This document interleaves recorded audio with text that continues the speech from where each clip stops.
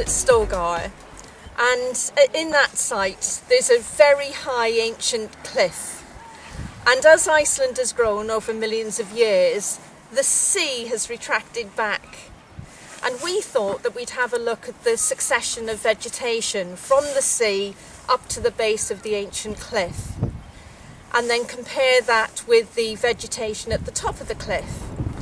So we did three sets of random quadrats building up from the sea to the base of the cliff, and then we did three quadrats at the top of the cliff.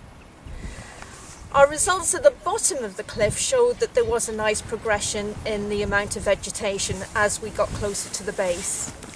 But at the top of the cliff we found that there was a lot less variety. At the three quadrats at the bottom and at the base of the cliff, we also took the pH samples of the soil to see if the pH of the soil also affect the vegetation type and quantity. We found out that as we went to the top of the cliff, the pH of the soil became more acidic. When we had a look at the results, they showed a really nice succession in the number of species that we found along the plain towards the base of the cliff. But at the top of the cliff, the number of different species dropped. As we were walking up to the top of the cliff base, we were observing the species of vegetation that were along the path, and we noticed there was a more variety of plants.